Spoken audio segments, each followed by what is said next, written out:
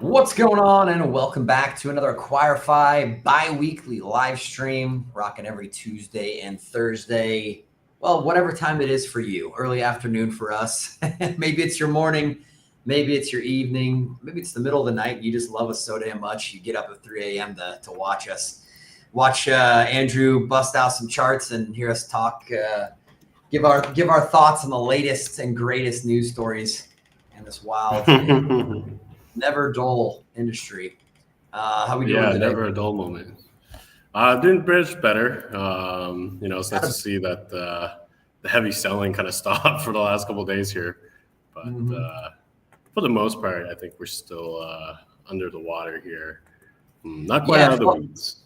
Felt really good looking at the charts. The price of Bitcoin over the weekend, and yesterday, almost 90K again, and then you zoom out and you see the charts just still wrecked. So Yeah, nice over 10% recovery from the bottom, but still looking pretty nasty out there. Yeah, it's still quite early. I mean, even on the weekly charts, it's like, wow, still a lot of cleaning up to do. But in terms of like technical damage, I think we finally hit some levels that are considering supports. We were talking about this reload zone for ETH, so we finally tagged into it, which is nice. Bitcoin's still sitting within its RLZ, so yeah, I mean, I think if we can start forming bases around here, this area, those could be pretty decent opportunities, but still very early. And it is Thanksgiving weekend coming up pretty shortly here in the next couple of days. So, activity, volatility typically kind of drops off for a bit. So, yeah, let's see. Yeah, the holidays typically a bit of a slow season. Yeah. I don't know if there's much of a. We have seen a Christmas rally though in the past. Yes, I've actually made a lot of money. Like every year, I usually buy like the day after Christmas, and I've always made money going into New Year's. So I am hoping we can get something similar like we usually do there. But yeah, it's just a matter of how the charts look by then. So. Any winners today that we're looking at, or what's the overall consensus on the top alts? Ooh, honestly, I think most things still look pretty wrecked. We took on a few different positions before the weekend there, and then essentially we got stopped out on everything, which was kind of annoying. But I still have like a position on, I think Mantra, or is it Manta? I think it's Manta. Yeah, I still have Manta open, still just within this little like breakout here. I'm actually looking at Pendle. So Pendle actually did get stopped out on there, but now it's like right back to my original entry. And if you look, we got a nice little double bottom here now. Got some bigger bold divs trying to come in on the MACD. Oversold. Got some W's coming in on the RSI there as well. So I do think like Pendle is starting to look very attractive again.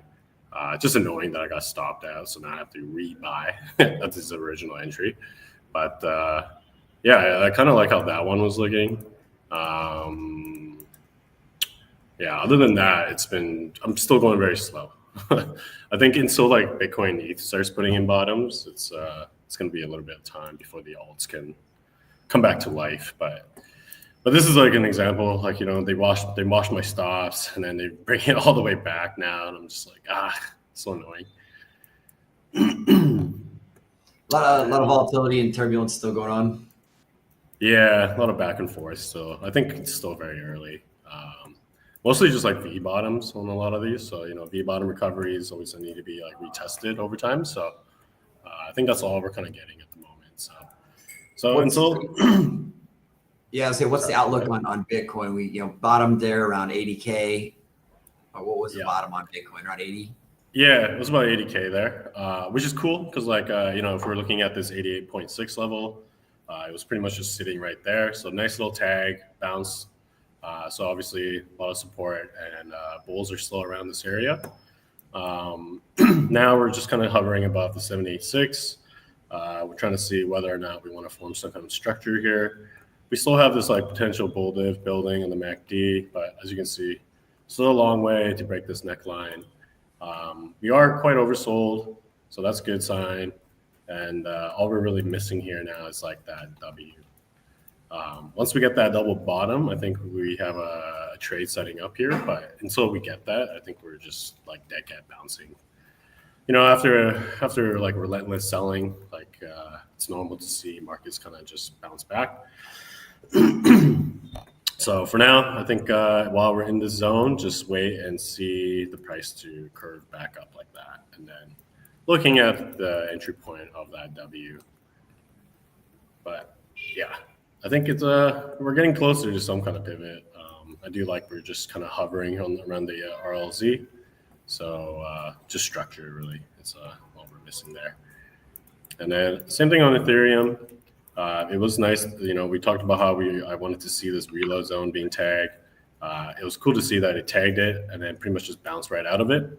So clearly this is kind of where the bulls are. It's also where that previous bottom was. So a lot of like support structure kind of right here. So if we can start printing W's, kind of like the same thing on Bitcoin, if we get those double bottoms, then I think we're all good. We already got a bullish div starting to confirm here, which is good to see. We are oversold as well. So momentum-wise, we're getting the confirmation. Location-wise, we have the confirmation. Now we're just missing structure. Do you think? And I think once we do get those structures. Sorry. I mean, it does seem like a natural turnaround spot. We've been dumping for a while. Hit the retracement level, nice little bounce, pretty standard. Timing-wise, though, coordinated pretty well over the weekend with a lot of shakeup at the Fed.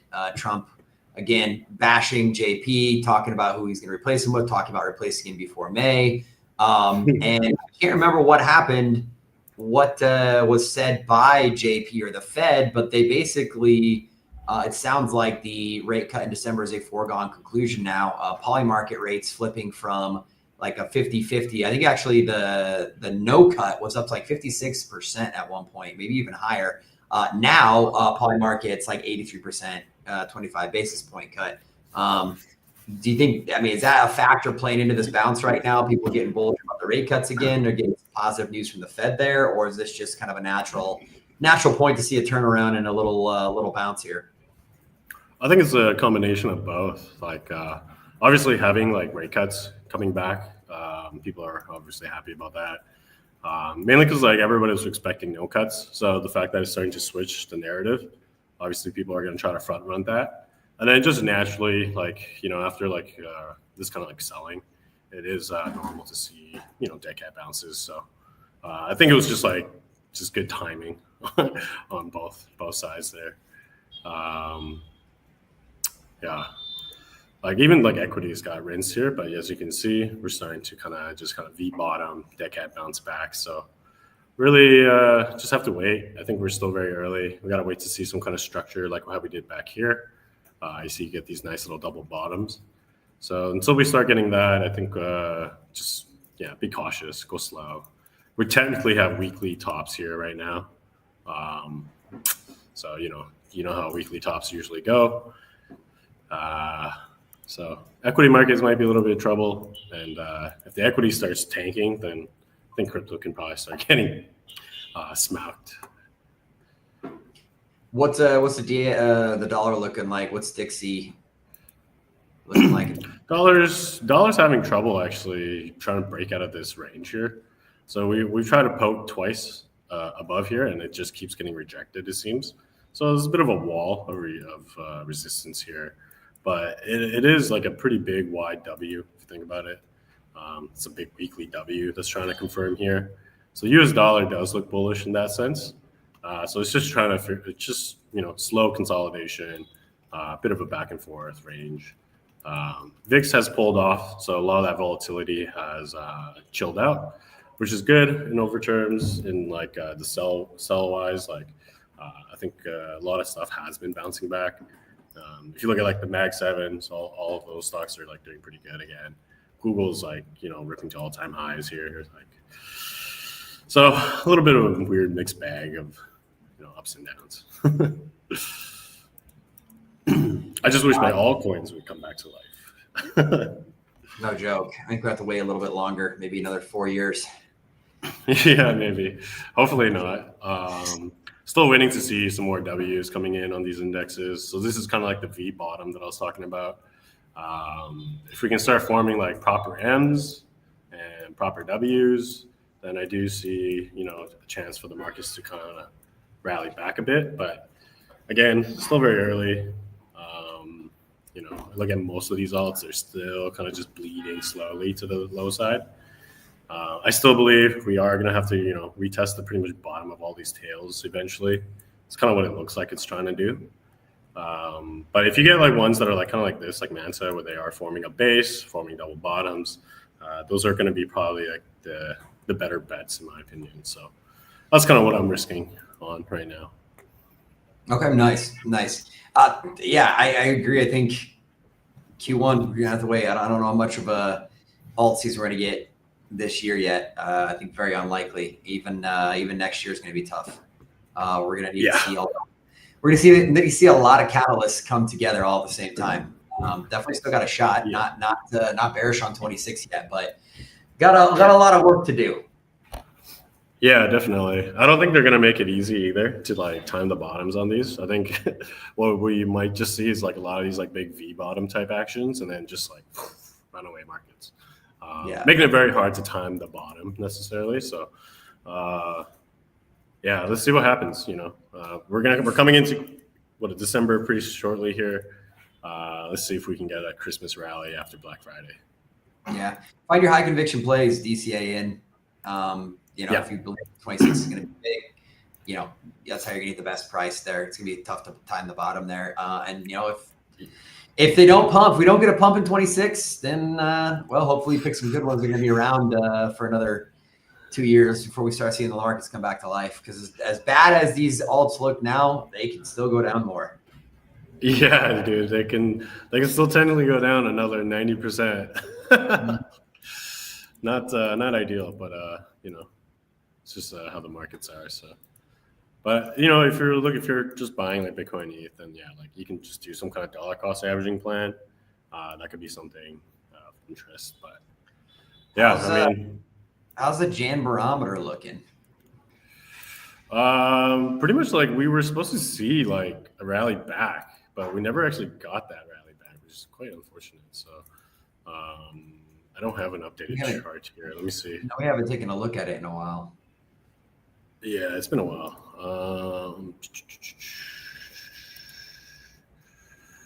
Black Friday special. Go away. Okay, so this is kind of like where we are. So it's like, okay, so we were supposed to get a bit of a rally. We didn't quite get that rally. And then pretty much like end of the year, we're supposed to see like another big nuke, essentially. Obviously, it's not what people want to see. So yeah, I was hoping that we were gonna get at least like rally back to the all-time highs, at least by end of the year.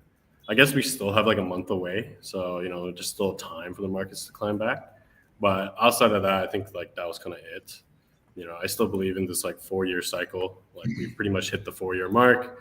Markets technically should be kind of topping out here, and things should technically slow down. So if we get a rally in Q1 and we go on to new all-time highs and have a really bullish 2026, and the 4-year plan is and the 4-year cycle is busted, Andrew has promised to shave his head. Oh my God. I never promised such things, but I pray that I am correct. Jan's gonna shave his head live on stream when we're at 300K Bitcoin next October. Jan's gonna shave Andrew's head live on stream. Oh God. Do it for our backs, Andrew. 300K Bitcoin, ETH at 300K. Oh 300K Bitcoin, ETH at 12 to 15K. Alts going nuts. Yeah, that'd be nice. That's worth shaving your head. Yeah, I was gonna say that's definitely worth shaving the head for. Hell yeah. Yeah, very much so. Excellent. Well, anything else you want to cover on the charts before we flip over to a couple stories? No, I think that's really about it. I think it's mostly just we're in location for a lot of these like names.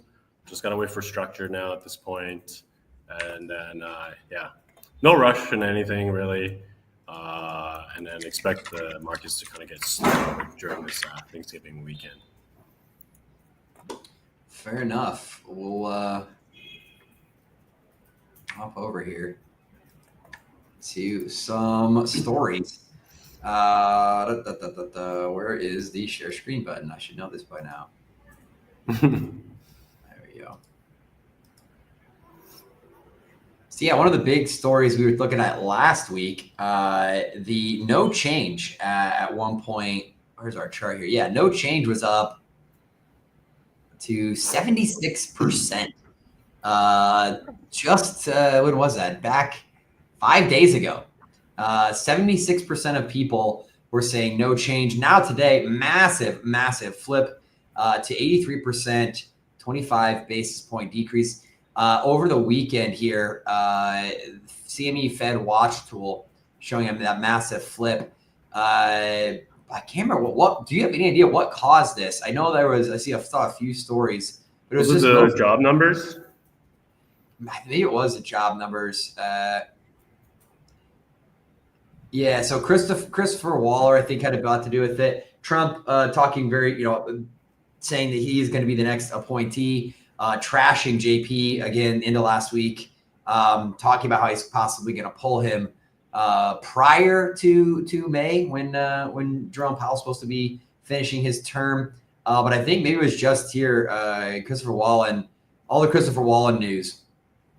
And some of the banks coming out saying they think JP is leaning towards a rate cut. Maybe all this talk from Trump on firing JP is starting to get to him.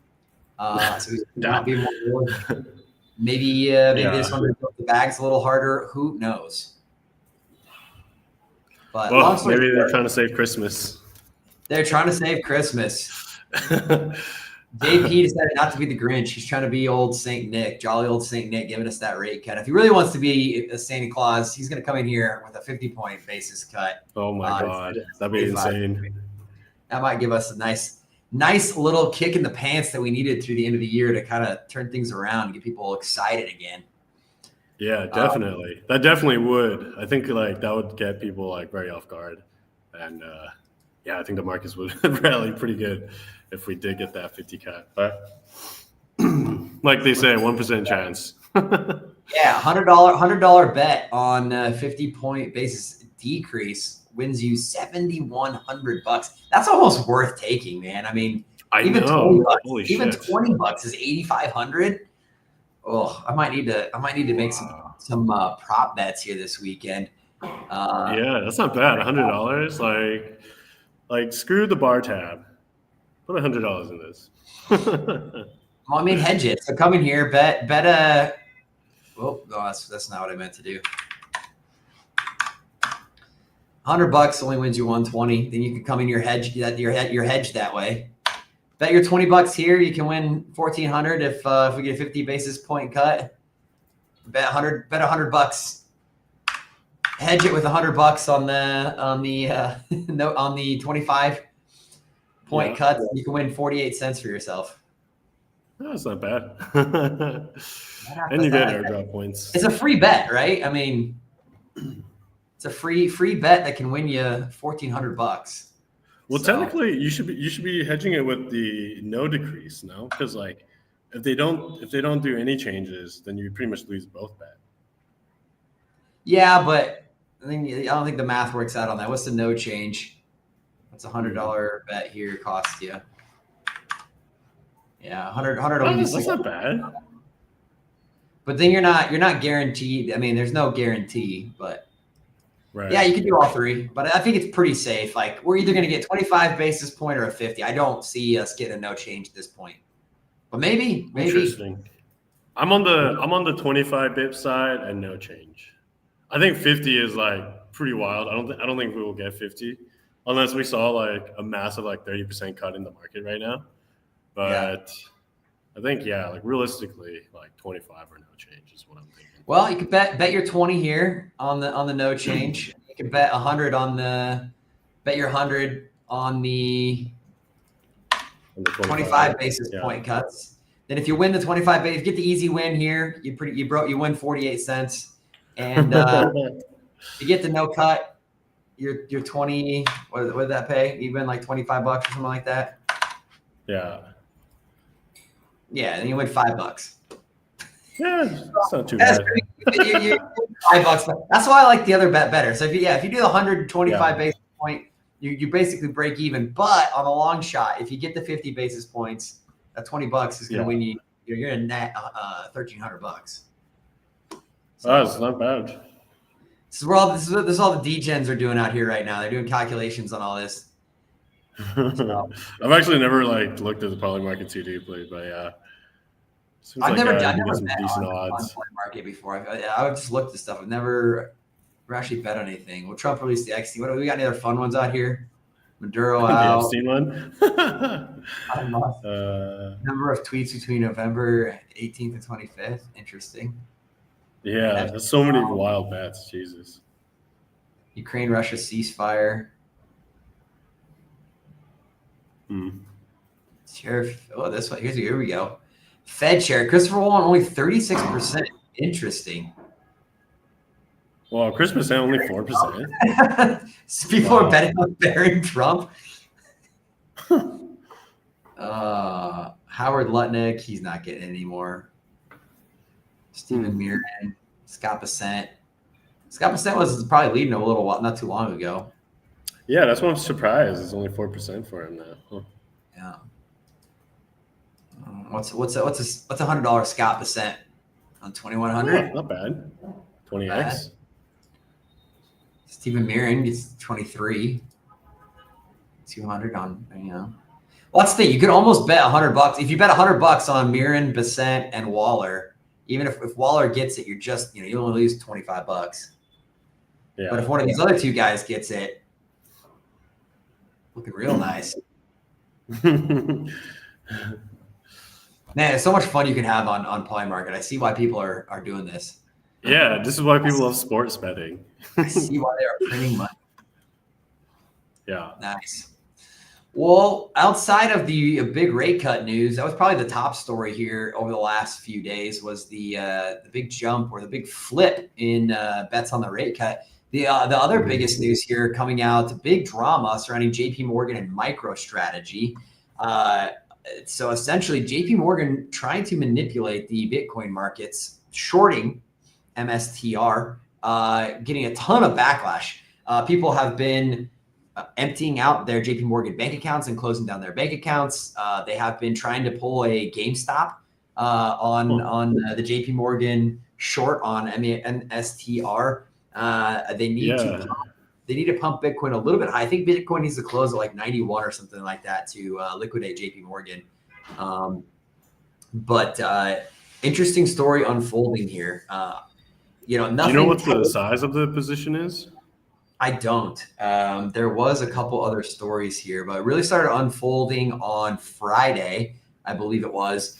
Max Kaiser, existing threatening short MSTR, potentially bankrupting if the MTSR trades above 50% higher from Friday's close. So what was Friday's close? I don't know. I'd have to check for a master. MSTR, let's see where they were. They were on Friday. They were around like 179-ish.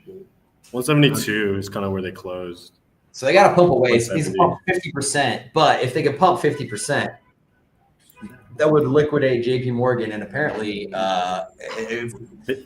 obviously, he's probably being a little enthusiastic on saying bankrupting JP Morgan. But I was gonna say they're.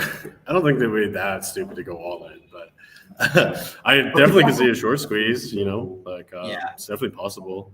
So MSTR, is it the next GameStop? Are we going to get all the degens pushing? Because what these guys could do is they can coordinate the sells on Bitcoin, tank Bitcoin's price, dragging down MSTR. So if they were smart, they would probably coordinate something like that. Well, the short is coming in. The reason that they were doing the short is for the MSCSI, more or Okay. less. There's a new potential clause in one of the regulatory frameworks that would force close any sort of fund that's trading on any of a lot of these major listings. If they were only a digital asset fund, if they didn't have any underlying business, if a certain percentage of their assets were in just a Bitcoin model or a digital asset model, it would essentially pull all their listings off of these, not necessarily, I can't remember, NASDAQ and some of the other exchanges. If that does that, it forces all of these ETF funds to sell automatically all their positions in that essentially DAT, basically like MSRT, or MSTR. So that's where kind of that's what JP Morgan is going after. Okay, if this goes through, if MSTR is classified as digital asset treasury, which of course sailors argue against, saying no, we're not. We're a tech company. We have this strategy, blah blah blah, but it's not our not our main business, which it is. We all know it is. But if they technically got qualified as one of those or listed as one of those, they would be removed. Their listings would be removed on these exchanges, and the more importantly, all of these funds would be forced to liquidate them, which obviously would tank the MSTR price. And there's a couple other as well, typical listings similar to MSTR that would be subject to this as well. But getting a ton of backlash over the weekend. A lot of people trashing JP Morgan, saying we need to pull a GameStop strategy on them and pump MSTR and liquidated. All the Wall Street bets, guys, man. That's that's what exactly. we need. Roaring Kitty, bring him back. You're Roaring Kitty back on the trail. Overall, just more typical shady business from these large TradFi players. Like, this is nothing out of the ordinary. This is very typical of what they'll do. They're going to be out here talking all bullish on an asset, and meanwhile they're just positioning themselves to sell. And then when they're super bearish, it's probably because they're trying to tank the price to buy more. So, very typical big TradFi shady business going on here. Obviously, none of us want to see MSTR unravel. That would be that would be like the top. That'd be the end of the cycle, I think. If we all start like cascading liquidation, like fuck. That would be our FTX event. That would be our FTX event that kind of like solidifies the bear market here. Let me find out. I feel like an idiot not being able to say the name of this. It's MSCI or something along those lines. The regulatory issue that's being published, but to keep myself no more black swans, man. We've already had so many black swans this cycle. Yeah.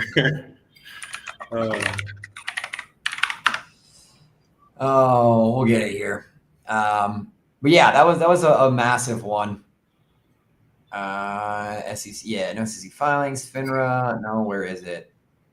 There it is. MSCI US Index. Okay, so they're possible delisting for major indices like the MSCI US Index due to a new rule excluding firms with 50% or more of assets in cryptocurrencies. MSCI's consultation opened October 10th, closing December 31st, targets crypto treasury companies like MSTR, which holds over 70% of its balance sheet in Bitcoin. So exclusion from that could trigger 2.8 billion automated outflows from index tracking funds if others, example the NASDAQ, follow it. Balloons to 8.8 billion, creating a self-reinforcing downside. You get the idea. Basically, if they fall under this MSCI ruling, they're going to be removed from certain indexes, which could trigger NASDAQ and other large indices to also pull them. If they do, everybody's forced to automatically sell them if they're delisted. So that's the JP Morgan strategy. Is they're expecting MSTR to fall under this ruling, be removed, and to nuke the markets there.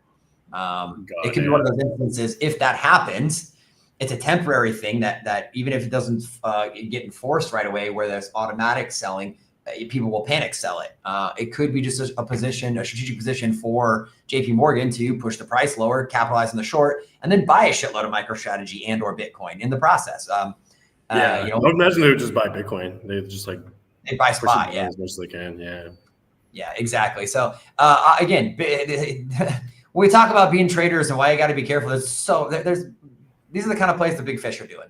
right? They're trying to bankrupt MicroStrategy so they can get a better spot buy on Bitcoin because they have a 10-year, 20-year, 30-year plan. They're not worried about what's happening next week or next month, So always never underestimate the depths of the bears or the big players will go to. Yeah. Crazy. Yeah, on top of that, JP Morgan, kind of more evidence pointing this direction. JP Morgan dumped 25% of their MSTR position right before the MSCI announced Bitcoin companies can't enter major exchange indices. Insider trading at its finest, ladies and gentlemen. It's everywhere. It's not a coincidence that a few days before this announced it happens. But it's America, baby. Nancy Pelosi. We have an index that the Nancy Pelosi index that copy trades Nancy Pelosi. Like people don't care anymore apparently about insider trading. No, you just pay a little fine. You make enough, you pay the fine, you keep with the rest. Meanwhile, JP Morgan, Citibank, and Morgan Stanley caught up in another bank data breach. I'm sure Privacy Coin's got a little pump off of this. Further entrenching the need, the desire for privacy on chain. This is kind of getting out of the individual privacy side of things, which obviously this affects the individual privacy side of things. But if you go back and you watched the Vitalik speech that we talked about last week, again, highly encourage you to do so. It's only 8 minutes. Throw it on 2x. You can rip through it in under 5. But he talks about not only that a lot of our what we consider human rights and freedoms are grounded in the foundation of privacy, but in terms of scaling Ethereum and future-proofing these blockchains, security is a prerequisite for that. You're not going to be able to have these blockchains operating at the scale we need them to power the world's financial networks without an inherent built-in privacy layer over the top of it, or you're going to continue to see larger and larger data breaches and hacks as the sophisticated hackers move from TradFi into crypto. And as we scale out the infrastructure, as banks like JP Morgan come on building their own stable coins and their own blockchains, privacy is going to be more and more important to help prevent stuff like this from happening in the future. Yeah, man, seeing a lot of hacks and exploit lately. It's been so many this year. Well, this one isn't an exploit, but it might as well be. Pump Fund continues to be nothing but extractors from this market. They have raised I think they raised over $1 billion just in their what was their IPO or their pre-IPO, the equity round that they did. Another $600 million that they raised in their initial coin offering, their ICO, their IDO, whatever we're calling it, or TGE that they did. So almost $2 billion raised in the last year in fundraising. That's outside of the $800 million that they did in revenue from their business model last year. But it's just been nonstop extracting. Obviously, they're going to be building and investing some of that back in. But how much was it? Another almost $500 million that they are being obviously the blockchain sleuths are figuring this out. So we don't have any confirmed proof, but it's pretty obvious at this point. Pulling out another $500 million in cash extracted from the crypto markets, not put back in. So memes continue to be the black eye on this industry. As much fun as they maybe were, maybe made a few bucks here and there. But at the end of the day, it was mostly the big players that were making money off of this, and they're not keeping that money in crypto. It's not getting it's not going to buy new tokens. They didn't take their winnings from the meme coin casino and invested in alts.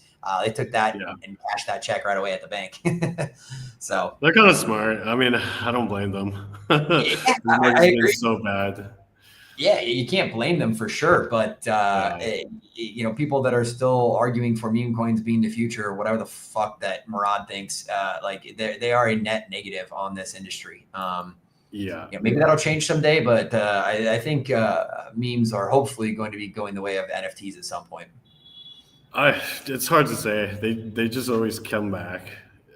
They do. I've never seen it so strong before, but it's like the NFT hype. I agree, where everyone was like, "This is the future tech. It's never going away." And then this cycle, nobody wants to touch NFTs. Well, NFTs were just the memes before memes. That's what I mean. That's all they were. They were just illiquid memes. And so memes iterated on that product. And, they took the zeitgeist, they took the pop culture elements that were, baked into the NFTs with whatever different collections and the community you built behind them and all that shit. and rolled it into a more liquid asset that are even more speculative and more volatile, and that you can rug yourself or cash out real easy on it. It's just we need the market wants to speculate on things until we get pre-sales that come back strong, where you have this opportunity to really get these 100x's and stuff in an actual alt project. Memes are still going to be the most viable option. Do they ever go away? I don't know.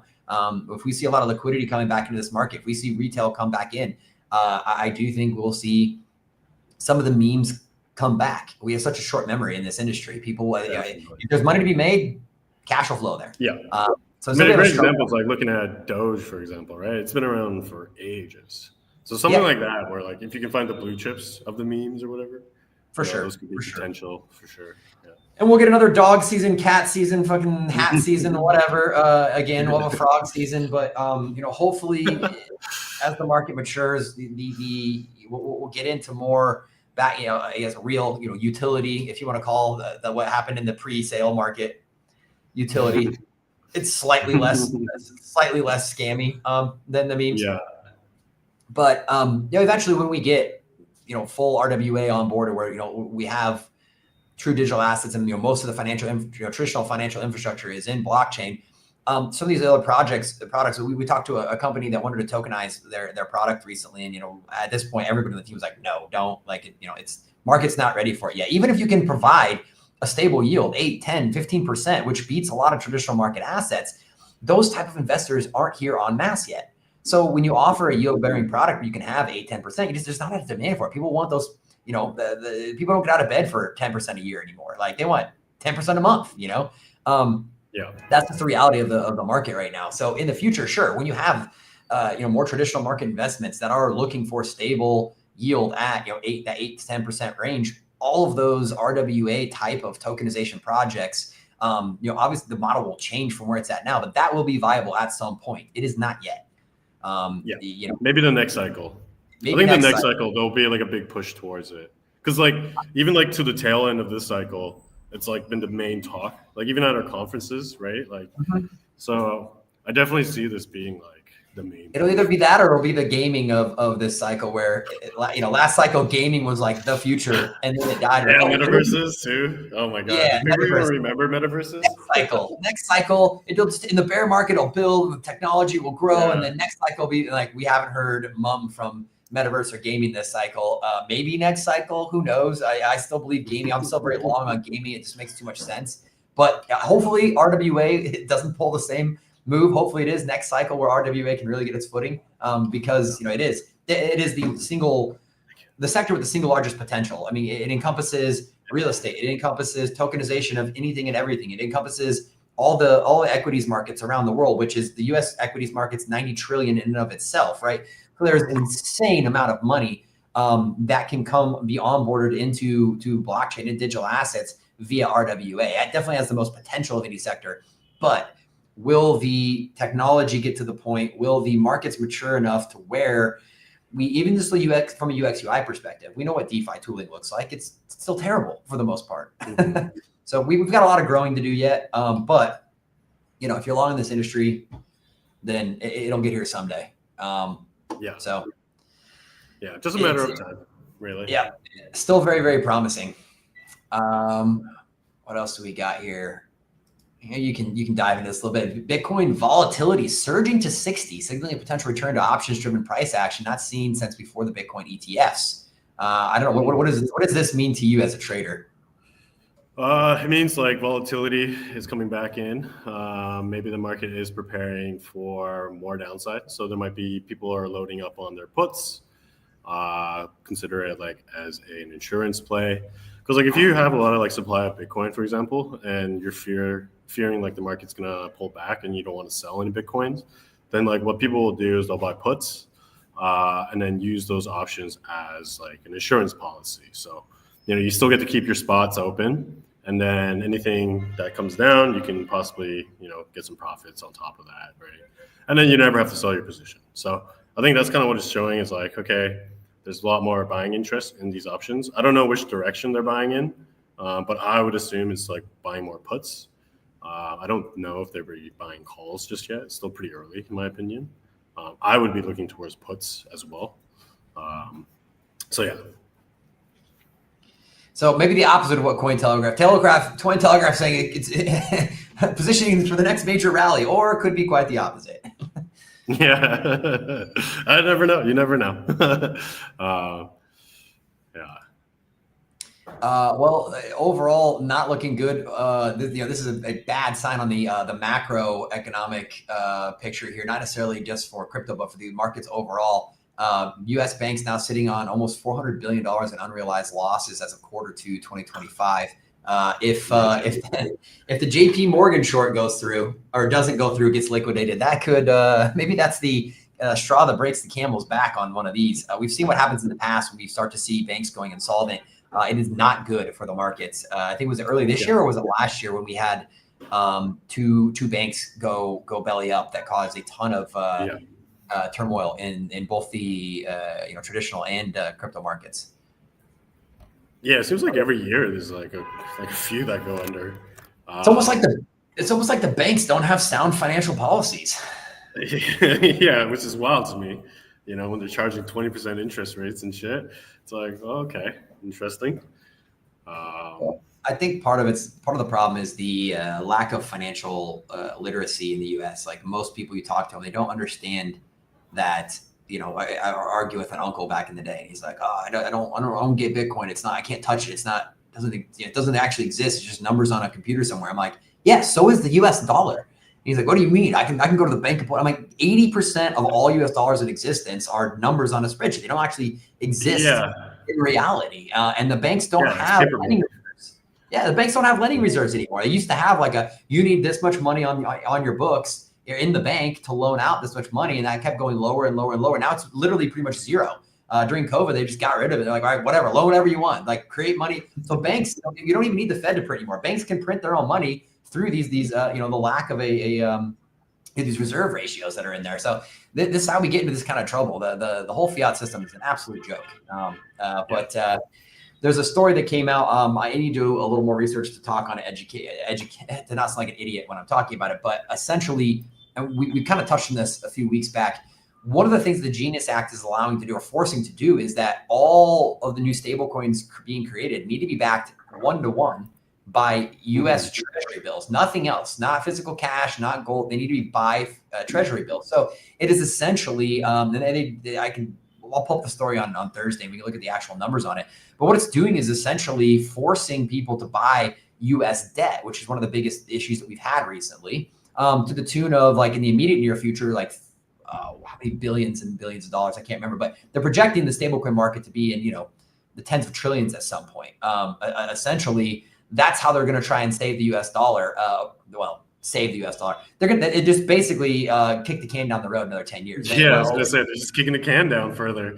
Like, okay, let's just switch it to this medium and it'll be okay. Yeah. It's not solving the problem in any meaningful way. It's sticking a Band-Aid on the hemorrhaging artery at this point. So that is good and bad with the stablecoin acts that are coming through. Yes, it's going to bring a lot of adoption to this industry. It's going to bring a lot of cash into this industry, but it is not helping us solve the fiat problem. It is giving the fiat system a lifeline for at least another decade. Mm-hmm. Yeah, it should be interesting to see what happens. It's like the race to stablecoins right now. Plan B, major OG in the space. The Plan B, his stock to flow model, it's been scrutinized a lot. It hasn't been near as accurate this cycle as it has in previous cycles. But if you zoom out further, Plan B, still sticking to his guns on his overall model.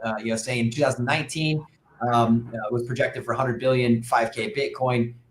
This said it would grow to 1 trillion, 50K Bitcoin between 2020 and 2024, which it has. And the halving period, which is the blue area here, blue arrow there, same chart showing a $10 trillion market cap and 500,000 BTC by 2028. So a lot of people were saying getting closer to this range this cycle, but his model still predicting this by the into the next cycle there would still be accurate. So Plan B is still bullish on the long-term outlook for Bitcoin. I don't think that deviates from what we believed here. We'll keep saying. You buy, and within 5 years, you no matter where you buy, even if you bought the absolute peak of the top of the previous cycle, within 5 years you're in the black again. Yeah, just go around the halving events. So if you notice, like all of his projections are during these halving events. So yeah, I mean, it was very realistic, you know. So stay long-term bullish on Bitcoin regardless of what happens in the next quarter here. I think that's maybe a little silver Yeah, lining. 5-year horizon. Just thinking a Yeah. 5-year horizon, you'll be fine.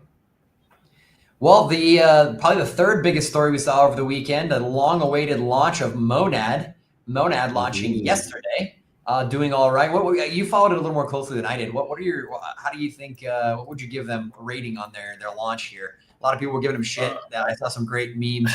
I think Bold even made one. It was like, "Market is good. Wait, wait, wait. Market's great. Wait, wait, wait." And market's dumping. Launch.